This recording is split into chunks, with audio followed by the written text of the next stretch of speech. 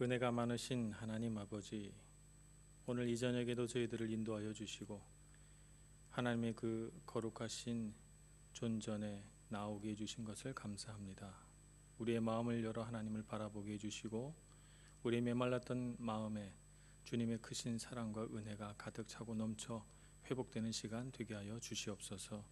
이 시간 말씀 앞에 섭니다. 우리의 마음 문을 열어주시고 우리로 하여금 주님의 그 세밀한 음성을 귀 기울여 들을 수 있는 시간 되게 하여 주옵소서.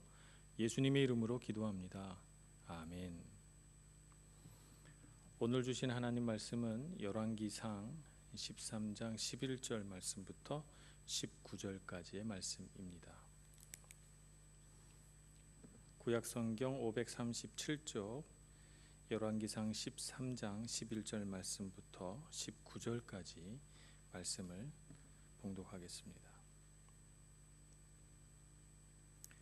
베델에 한 늙은 선지자가 살더니 그의 아들들이 와서 이날에 하나님의 사람이 베델에서 행한 모든 일을 그에게 말하고 또 그가 왕에게 드린 말씀도 그들이 그들의 아버지에게 말한지라. 그들의 아버지가 그들에게 이르되 그가 어느 길로 가더냐 하니 그의 아들들이 유다에서부터 온 하나님의 사람의 간 길을 보았음이라. 그가 그의 아들들에게 이르되 나를 위하여 나귀의 안장을 지으라. 그들이 나귀의 안장을 지으니 그가 타고 하나님의 사람을 뒤따라 가서 상수리 나무 아래에 앉은 것을 보고 이르되 그대가 유다에서 온 하나님의 사람이냐 대답하되 그러하다.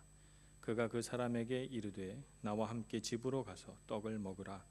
대답하되 나는 그대와 함께 돌아가지도 못하겠고 그대와 함께 들어가지도 못하겠으며 내가 이곳에서 그대와 함께 떡도 먹지 아니하고 물도 마시지 아니하리니 이는 여호와의 말씀이 내게 이르시기를 내가 거기서 떡도 먹지 말고 물도 마시지 말며 또 내가 오던 길로 되돌아가지도 말라 하셨음이로다. 그가 그 사람에게 이르되 나도 그대와 같은 선지자라. 천사가 여호와의 말씀으로 내게 이르기를 그를 내 집으로 인도하여 데리고 들어가서 그에게 떡을 먹이고 물을 마시게 하라 하였느니라 하니 이는 그 사람을 속임이라.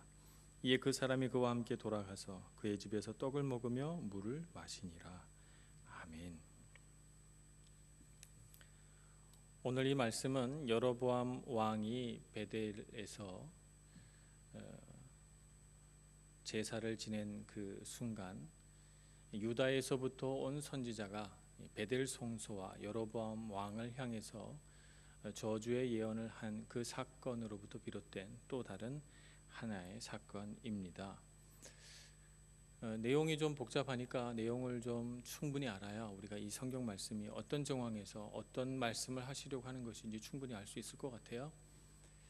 이 유다에서부터 온 선지자는 남왕국 유다, 이제 나라가 둘로 갈라졌으니까 남쪽에서부터 온 선지자입니다. 그러니까 이 사람은 북이스라엘이라고 하는 이 나라에 속한 사람이 아닙니다.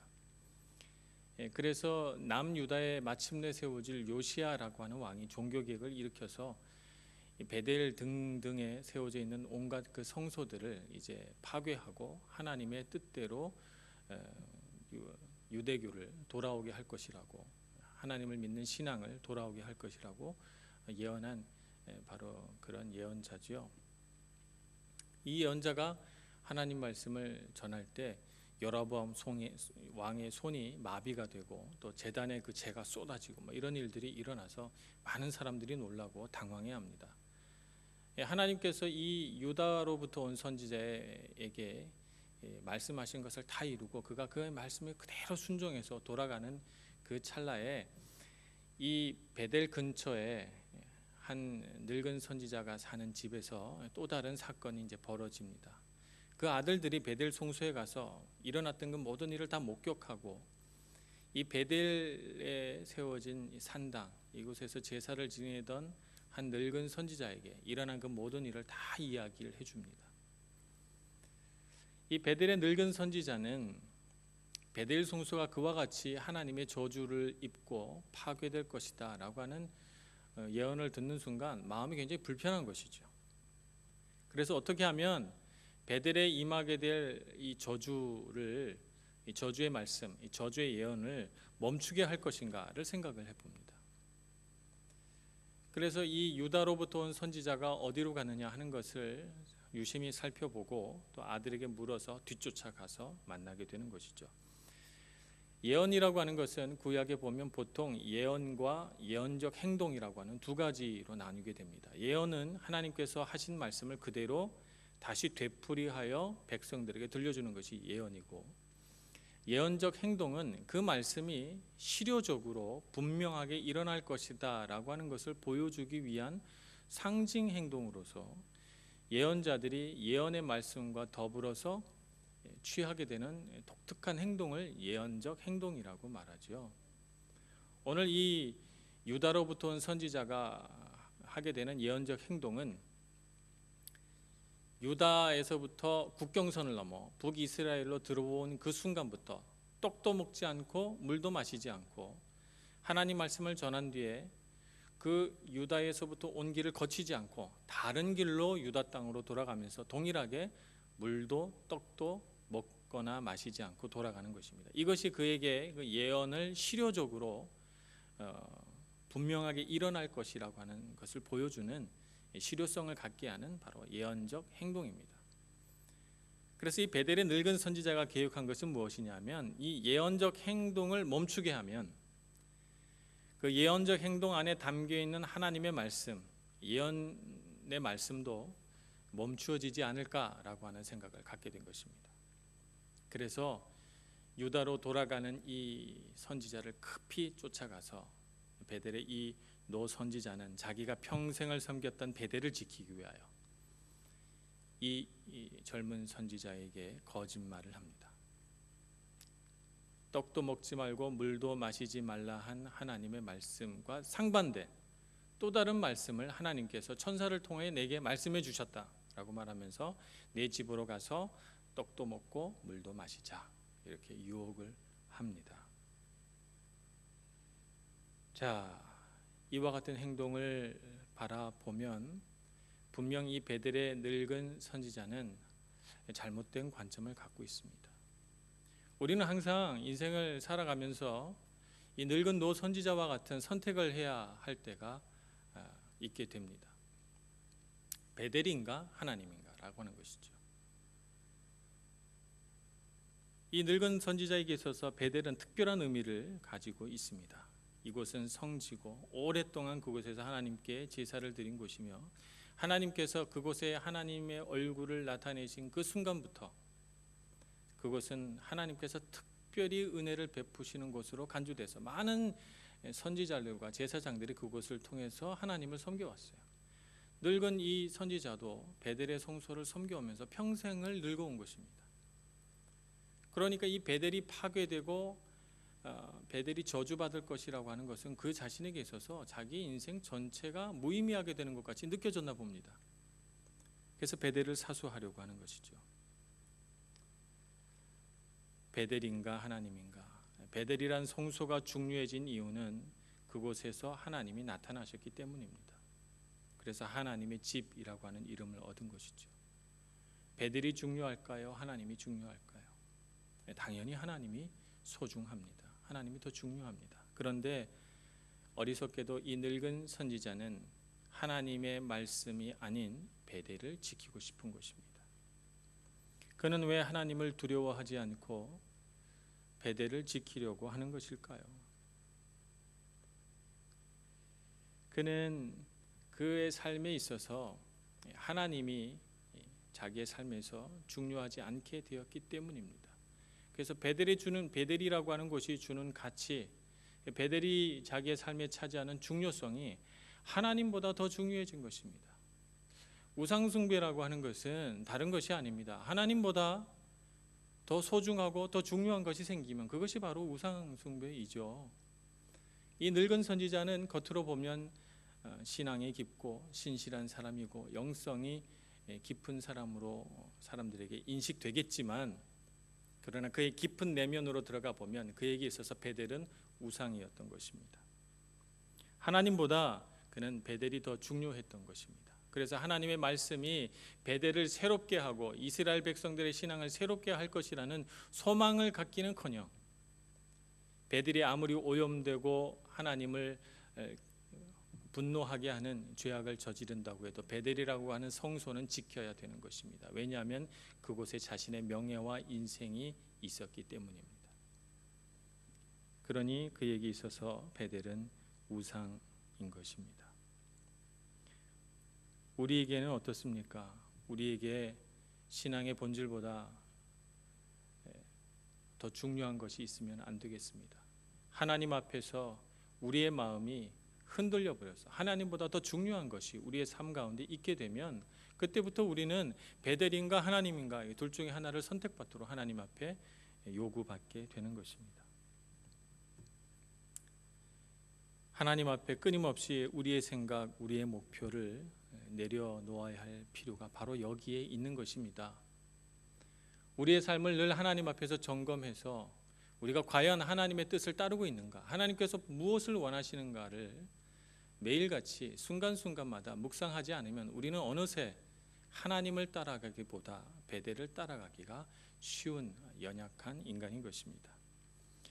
어느 목사님께서 쓴 글을 보았습니다. 그 글에 보니까 목사님은 젊었을 때 청년 사역을 하고 그리고 목사 안수를 받고 작은 교회를 개척해서 그곳에서 교회가 점점 커나가는 그런 기쁨에 차 있었습니다.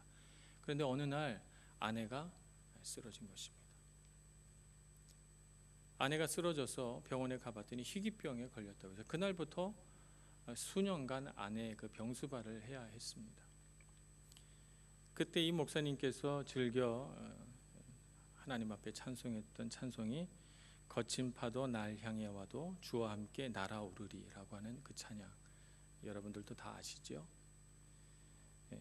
폭풍 가운데 나의 영혼 잠잠하게 주를 보리라라고 하는 이 찬양을 부르면서 병든 아내도 보살피고 또 자녀 양육도 도맡아서 하고 또 그런 것과 더불어서 또 목회도 해야 하는 이 힘든 일들을 이겨내야 했다고 합니다. 이런 일들을 감당해 가면서 한 해가 지나고 두 해가 지나니까 너무 힘들어서 정말 지치고 힘들어서 하나님 앞에 낭망하게 됐을 때, 그래서 그날도 어김없이 이 찬송을 이렇게 부르다가 한 가지를 깨달았다고 합니다. 그것은 뭔가 하면 이 찬송 가운데 치유하겠다든지 병을 낫게 해주겠다든지 이런 말씀이 없다는 것이죠. 폭풍 가운데 나의 영혼 잠잠히 주를 보리라 이렇게 돼 있지 폭풍을 멈추게 해주겠다는 얘기 없습니다.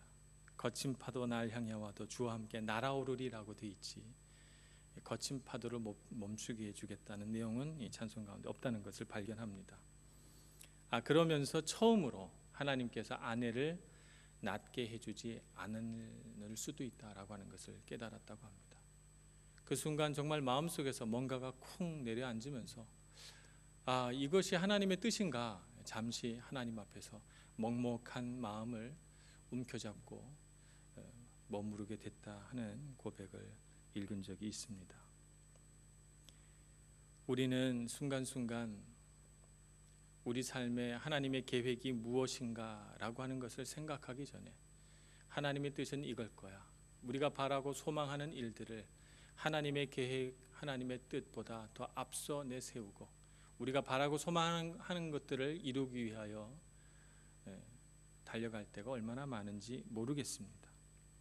삶의 어려움 속에서 우리가 이해할 수 없는 하나님의 계획 가운데에서 우리는 우리 삶에 바라고 소망하는 것들보다 더 집중해서 하나님의 뜻을 분별해야 될 줄로 믿습니다. 그렇게 하지 않으면 우리의 삶 순간순간 우리는 하나님의 계획, 하나님의 뜻을 놓쳐버리게 되는 것이죠. 베델에서 야곱은 하나님을 만났습니다. 그때는 그 장소에 이름이 없었죠. 야곱이 그곳에서 사닥다리 끝에 계신 하나님을 만나고 이곳은 하나님의 집이로다 해서 벳엘, 하나님의 집이라고 이름을 붙입니다. 그리고 나서 20년이 흐릅니다. 야곱은 돌아옵니다. 야복 강가에서 차마 그 강을 건너지 못하고 하나님의 사자와 씨름할 때 하나님의 사자가 야곱에게 물어봅니다. 내 이름이 무엇이냐? 이렇게 물어봅니다. 야곱의 이름을 몰라서 물어봤을까요? 그렇지 않다고 봅니다. 오히려 내 이름이 무엇이냐라고 물어보는 이 사자의 질문은 이런 뜻이 아니었을까요? 베델에서 하나님을 만난 후 너는 무엇이 되었느냐라고 물어보는 것이죠. 그래서 지금 너의 이름은 무엇이냐라고 물어보는 것입니다. 하나님을 붙들고 놓아주지 않는 야곱을 향해서 이 천사는 새로운 이름을 지어줍니다. 너는 야곱이 아니라 이스라엘이다. 하나님을 바라고 하나님을 갈망하고 하나님을 끝까지 붙들고 살아가는 사람에게 붙여질 이름 이스라엘. 오늘 우리가 인생길을 걸어가면서 우리는 하나님을 처음 만난 그 순간 우리의 베델로부터 10년을 걸어왔을 수도 있고 20년을 걸어왔을 수도 있고 30년을 걸어왔을 수도 있습니다. 하나님께서 우리에게 물으십니다. 너의 이름은 무엇이냐? 너는 처음 베델에서 하나님을 만난 그 이후에 무엇이 되었느냐라고 우리에게 물어보신다면 저는 이스라엘이 되었습니다 라고 말해 줄 수 있는지요? 그렇게 대답할 수 있는지 우리 자신에게 물어보고 싶습니다. 우리는 베델에 멈춰져 있으면 안 됩니다. 끊임없이 하나님을 찾고 갈망해서 야곱처럼 하나님 앞에서 우리 자신이 변하고 우리 영이 변하고 우리 이름이 변하는 사람이 되어야 합니다. 베델에 집착하고 베델을 얻기 위한 사람이 아니라 말입니다. 오늘 이 베델의 노 선지자는 바로 그런 점에서 하나님의 뜻을 심히 잘못 이해하고 있는 사람이다 이렇게 볼 수가 있습니다. 근데 이 선지자가 아닌 이제 유다로부터 온 선지자에게 초점을 맞춰 보겠습니다.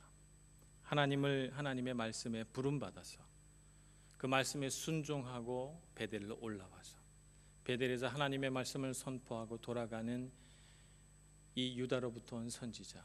그는 정말 하나님 앞에 충직한 일꾼이요 하나님이 사랑하는 그런 선지자라고 말할 수가 있겠습니다. 그런데 그는 마지막 순간 늙은 노 선지자의 말에 유혹을 받고 하나님의 명령을 어기게 됩니다. 그러자 하나님은 이 유다로부터 온 선지자에게 노하셔서 그 선지자가 사자에게 물려 죽게 하십니다. 그래서 오늘 본문의 말씀 뒤에 가보면 그는 돌아가는 길에서 사자에게 물려 죽게 되고 사자는 그 자리에 우두커니 서 있습니다. 이 선지자가 타고 가던 노새도 나귀도 그 자리에 멈춰 있고 사자에 물려 죽은 선지자의 시체도 그냥 그 마른 땅에 누워져 있고 나귀도 잡아 먹지 않고 죽은 선지자도 물어뜯지 않고 죽은 선지자 앞에 그냥 서 있습니다. 그 상황이 너무나도 기이해서 지나가던 사람들이 그 광경을 목격하고 베델에 있는 늙은 선지자에게 와서 이야기를 해줍니다. 그래서 그 시신을 베델의 선지자가 수습해서 무덤에 장사 지내주지요. 짐승도 하나님 말씀에 순종하여 이와 같이 하나님이 준엄한 명령을 따르는데 왜 하나님의 명령을 따르지 못하는가? 이 유다로부터 온 선지자는 말입니다. 하나님의 명령을 따라서 이 사자는 굶주려서 물어 죽인 것이 아닙니다. 하나님께서 명령하시니까 이 선지자를 하나님 명령을 따라 죽이고 그 자리에 우두커니 서 있습니다. 철저히 하나님의 명령에 순종하는 모습을 보이죠. 짐승도 이와 같이 하나님의 명령을 따라 행하는데 왜 사람인 너는 하나님의 명령을 귀로 듣고 이해한 너는 하나님의 명령을 따르지 못하는가? 우리 사람들에게 말씀하시는 것 같습니다. 하나님의 준엄한 명령, 그 명령을 철저히 따르는 것은 우리 신앙인들이 반드시 해야 할 일입니다. 그런데 우리는 그렇게 하나님 앞에 순종하지를 못해요. 순간순간 하나님의 명령을 우리 입맛에 맞게 고치기를 즐겨합니다. 창세 때에도 선악을 알게 하는 나무의 과실은 먹지 말라. 그러면 반드시 죽으리라 하나님께서 이렇게 명령하셨는데 그 명령을 들은 사람은 그 명령을 변형시킵니다. 선악을 알게 하는 나무의 열매는 먹지 말라 하셨는데 죽을까 하노라 했다고 변형시킵니다. 약간의 변형이지만 그 약간의 변형 때문에 하나님의 명령을 살짝 왜곡시켰을 뿐인데 그것 때문에 에덴 동산에서 쫓겨나는 슬픈 결과를 맞이하게 되는 것입니다. 오늘 우리도 하나님의 명령을 따라 살아가면서 순간순간 하나님의 명령, 하나님의 말씀을 내 입맛에 맞게 고치거나 변형시키거나 수정할 때가 너무나도 많이 있습니다. 하나님의 말씀은 말씀대로 지키려고 하는 영적인 책임감이 우리에게 있어야 할 줄로 믿습니다. 끝까지 완수하려는 신앙적인 책임감, 정말 우리에게 필요합니다. 오늘 이 선지자가 실패한 것도 바로 이 부분이죠.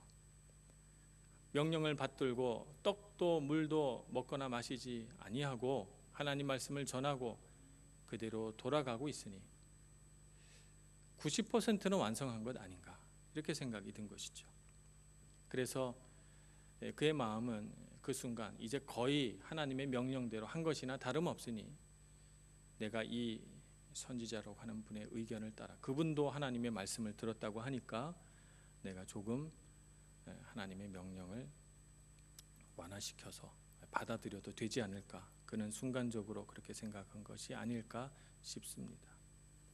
하나님께서 그에게 명령하셨다면 그 명령을 바꾸실 때는 또 그 사람에게 명령할 것인데, 그는 이미 그 마음에 하나님의 명령을 바꿀 마음이 있었기에 하나님께서 그 선지자 자신에게 말씀하지 않아도 명령을 수정해 버린 것입니다.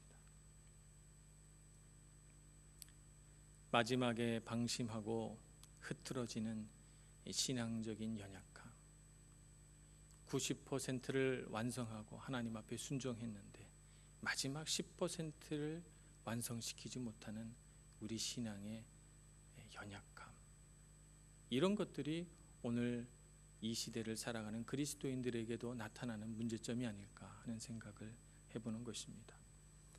하나님의 말씀대로 살고자 한다면, 하나님과의 약속을 지키자 한다면 분명하고 철저하게 하나님의 말씀대로 살아가려고 하는 이런 신앙적인 영적인 책임감이 있어야 될 줄로 믿습니다. 하나님의 명령 앞에 두려워 떠는 저와 여러분이 될 수 있기를 소망합니다.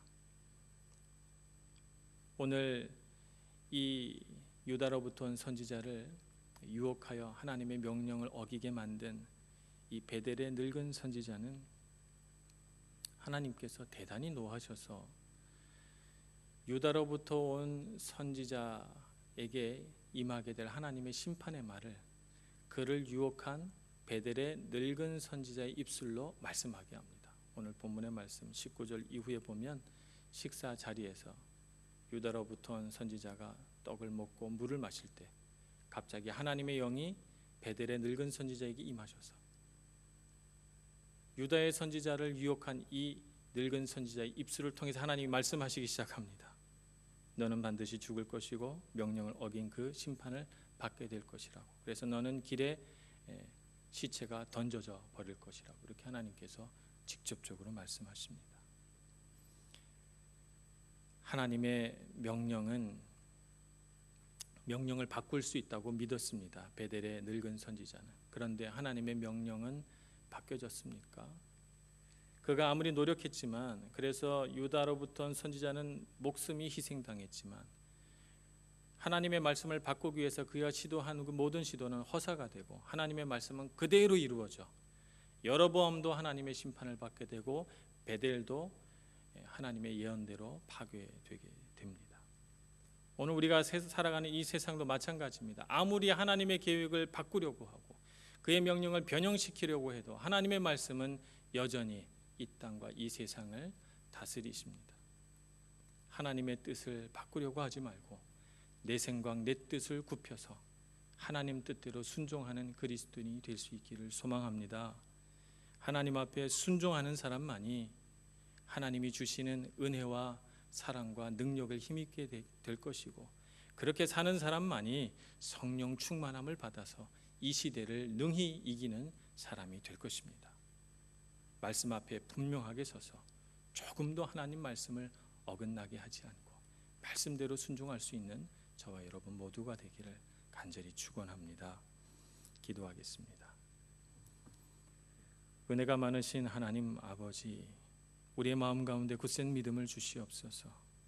세상에 우리로 하여금 하나님의 말씀을 거역하게 하고 변형시키고 수정하게 하는 수많은 유혹과 시험들이 있습니다.